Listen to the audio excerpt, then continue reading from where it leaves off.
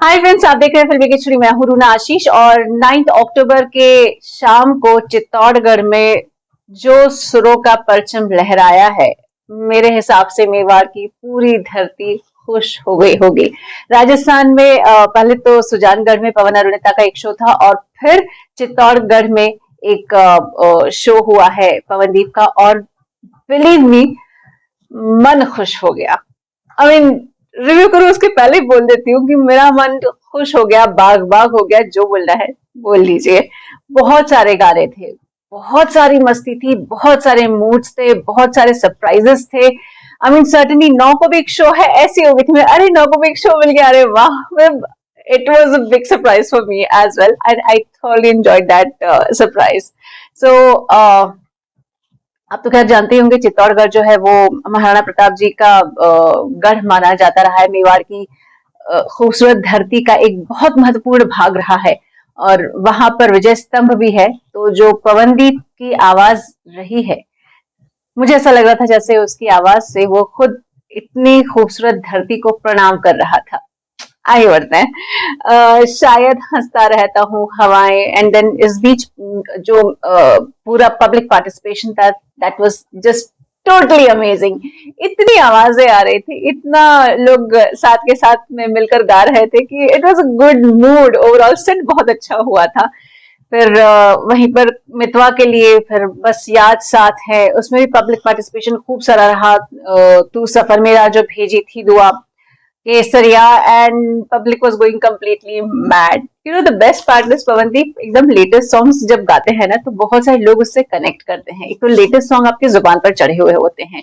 Certainly हर generation के अपने music eras रहे हैं, लेकिन जो लेटेस्ट गाने गाते हैं ना पवनदीप, उसकी वजह से आज की जनरेशन जुड़ जाती है।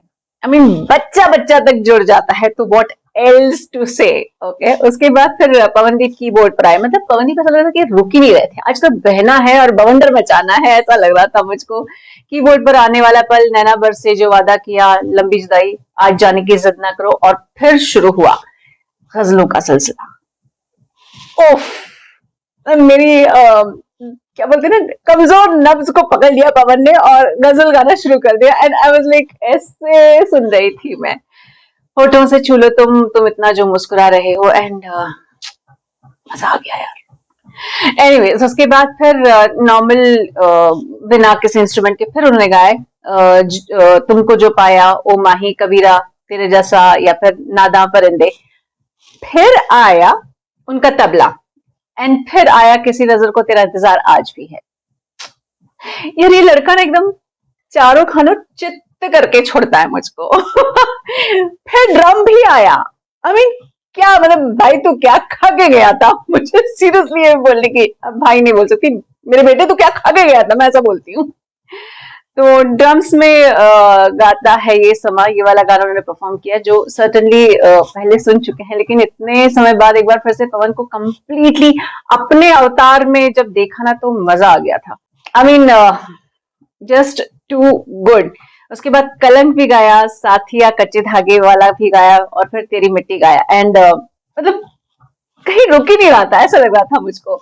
और बीच बीच में बच्चों ने जो आवाजें लगाई है पवनदीप के नाम के, जो नारे लगाए जा रहे थे, बहुत ही प्यारे प्यारे से बच्चे उसे पुकार रहे थे। और शायद पवन हाइट पर थे, तो मुझे नहीं मालूम कितना समझ पाते हैं, क्योंकि जब आप स्टेज पर होते हैं तो आपके सामने ऑडियंस के चेहरे नहीं, सिर्फ एक अंधेरे में कुछ दिखाई देता है, तो आपका कंसंट्रेशन सिंगिंग पर रहता है। एटलीस्ट ड्रामा के टाइम तो मेरे साथ ऐसा ही होता था। और फिर एंड में जब वो तेरी मिट्टी गा रहे थे, उसके बाद एक के बाद एक बच्चा स्टेज पे चढ़ता गया। एक आया, फिर दूसरा आया, फिर तीसरा आया, फिर चौथा आया, फिर पांचवा आया, और इतने सारे बच्चे पवन के पास में खड़े हुए थे। It was a good feeling.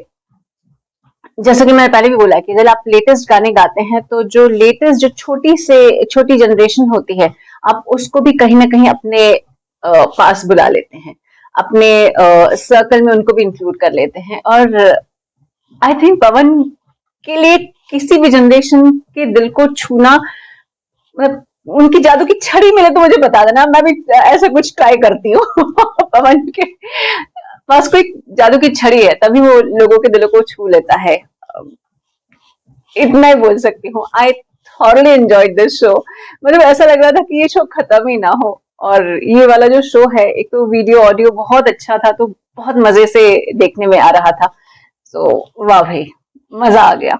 अब आप बताइए, आप क्या कर रहे थे? आप झूम रहे थे, नाच रहे थे, चुपचाप से सुन रहे थे, या फिर बच्चों को देख के बोल रहे थे अरे कितने प्यारे बच्चे हैं, या फिर ये बोल रहे थे कि अरे वाह पवन क्या गाया है? आपने क्या बोला उस समय, जरा लिखकर मुझे बताइएगा। जय हिंद।